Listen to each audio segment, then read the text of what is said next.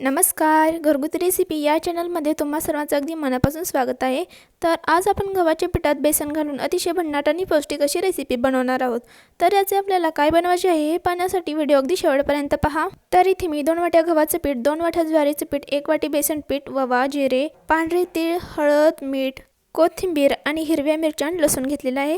तर आता हिरव्या मिरच्या आणि लसूण आपल्याला मिक्सरला बारीक करून घ्यायचं आहे। तर एका मिक्सरच्या भांड्यामध्ये हिरव्या मिरच्या, लसूण, जिरे, कोथिंबीर हे सर्व टाकून आपण छान असं बारीक वाटून घ्यायचं आहे। याची पेस्ट करून घ्यायची आहे।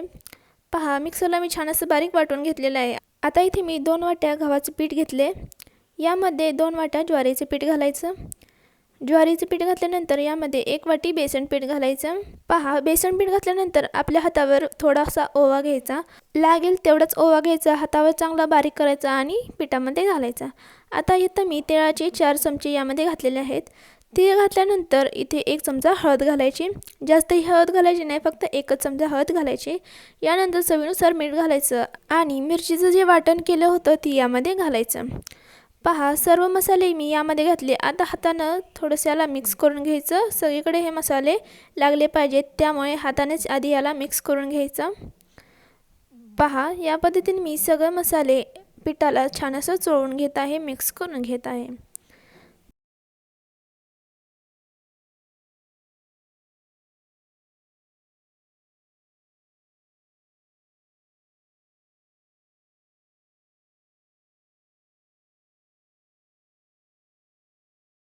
यानंतर यामधले मसाले आणि पीठ मिक्स झालेले आहे। आता लागेल तेवढंच पाणी घ्यायचं आणि याचा घट्टसर असा गोळा मळून घ्यायचा, पीठ मळून घ्यायचं आहे। जसं आपण चपातीसाठी पीठ मळतो त्यापेक्षा थोडंसं घट्ट पीठ मळून घ्यायचं आहे। तर थोडं थोडं लागेल तर तसं पाणी यामध्ये घालायचं आणि याचा घट्टसर असा गोळा बनवून घ्यायचा आहे। तर पहा, जेवढं लागेल तेवढं पाणी घालून याचा घट्टसर असा मी गोळा मळून घेतलेला आहे। आता हा पिठाचा गोळा 10 मिनिटं आपल्याला झाकून ठेवायचा आहे, फक्त 10 मिनिटं झाकून ठेवायचं आहे।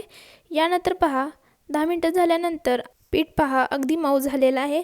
आता आपण याचा गोळा काढून घेऊयात। जसं चपातीसाठी आपण गोळा करतो त्याच प्रकारे आपण याचा गोळा करून घेणार आहे। तर पहा, चपातीसाठी गोळा करतो त्यापेक्षा थोडासा जाड याचा गोळा करून घ्यायचा आहे। छोटे छोटे गोळे करून पुऱ्या लाटण्यापेक्षा एकच मोठी चपाती याची लाटून घ्यायची आणि एका वाटीने ह्याच्या पुऱ्या पाडून घ्यायच्या आहेत। तर पहा, इथे मी चपाती लाटून घेत आहे। आता यावर मी थोडंसं पीठ लावून घेत आहे, एकदाच पीठ लावून घ्यायचं आहे, जास्त पीठ लावायचं नाही। आता याची मोठी आणि पातळसर अशी चपाती लाटून घेऊयात। तुमच्याप्रमाणे तुम्ही चपाती जाड किंवा पातळ ठेवू शकता। जर का तुम्हाला पुऱ्या मऊ बनवायच्या असतील तर तुम्ही हे चपातीचं पीठ जाडसर असं ठेवू शकता आणि तुम्हाला पुऱ्या पातळ आणि अगदी कुरकुरीत बनवायच्या असतील तर तुम्ही चपाती अगदी पातळसर अशी लाटून घेऊन बनवू शकता। तर इथे मी चपाती अगदी पातळसर अशी लाटून घेतलेली आहे। आता एका वाटीने मी याच्या पुऱ्या पाडून घेत आहे। तर पहा, या पद्धतीने मी या वाटीने याच्या सर्व पुऱ्या पाडून घेणार आहे। तर पहा, इथे आपली पुरी तयार झालेली आहे। तर आज आपण तिखट पुऱ्या बनवत आहोत। तर याची साईजसुद्धा बघा अगदी पातळसर अशी आहे, जास्त पातळही नाही आणि जास्त जाडही नाही। यानंतर गॅसवर मी आधीच तेल गरम करायला ठेवलेलं होतं। आता यामध्ये पुऱ्या तळून घेऊयात। तर पहा, यामध्ये मी 2 पुऱ्या टाकून तळून घेत आहे। तर पहा, पुऱ्यांना कलर देखील छान सोनेरी कलर आलेला आहे, जास्त देखील पुऱ्या तळायच्या नाहीत। तर अशा पद्धतीने मी ह्या पुऱ्या तळून घेतलेल्या आहेत।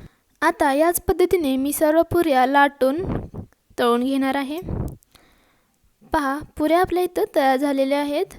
तर इथे 10-12 पुऱ्या आधीच बनवून घ्यायच्या आणि लागल्यास तळून घ्यायच्या आहेत। तर पहा, इथे मी पुऱ्या लाटून घेऊन तळूनसुद्धा घेतलेल्या आहेत।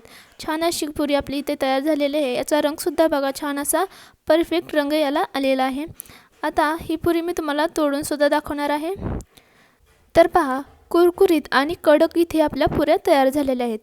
पुरी मी तुम्हाला तोडून दाखवलेल्या आहे, दिसताच तुम्हाला कळालं असेल की अगदी कुरकुरीत कडक अशा आपल्या पुऱ्या तयार झालेल्या आहेत। तर मंडळी, तुम्हाला एक विनंती आहे, तुम्ही जर आपल्या चॅनलवर नवीन आला असाल तर चॅनलला लाईक करा, शेअर करा, सबस्क्राईब करा, सोबतच बेल आयकॉन देखील प्रेस करा, जेणेकरून माझ्या नवनवीन व्हिडिओचे अपडेट्स सर्वप्रथम तुमच्या फोनवर येत जातील। व्हिडिओ कसा वाटला कमेंटमध्ये नक्की सांगा, आवडला असेल तर एक लाईक नक्की करा। चला तर मग, धन्यवाद।